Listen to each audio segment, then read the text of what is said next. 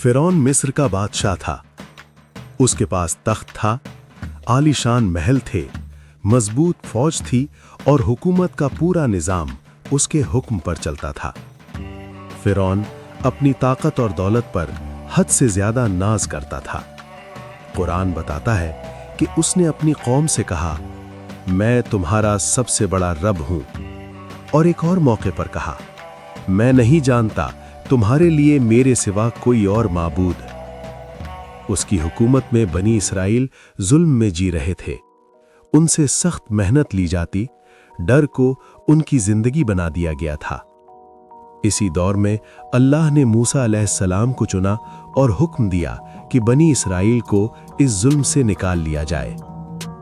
फिर एक रात अल्लाह का हुक्म आया कि मूसा अलैहिस्सलाम बनी इसराइल को लेकर रात ही में निकल जाएं। मूसा अलैहिस्सलाम उन्हें लेकर चल पड़े। अंधेरी रात थी, कदमों में डर था, लेकिन दिलों में अल्लाह पर यकीन था। सुबह होते ही फिरौन को खबर मिली।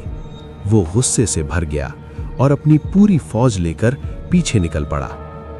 जब बनी इसराइल एक जगह आकर रुके तो सामने समुंदर था और पीछे फिरौन की फौज। लोग घबरा गए, कहने लगे, ऐ मूसा, अब तो हम पकड़े गए।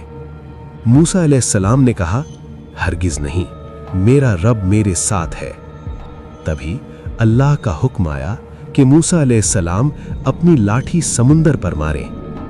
जैसे ही लाठी समुंदर से लगी, समुंदर दो हिस्सों में बंट गया। पानी दोनों तरफ दीवारों की तरह खड़ा हो गया और बीच में सूखी जमीन का रास्ता बन गया। मूसा अलैहिस्सलाम और बनी इसराइल उस रास्ते से सलामत निकल गए। जब फिरौन पहुंचा तो उसने वही रास्ता देखा।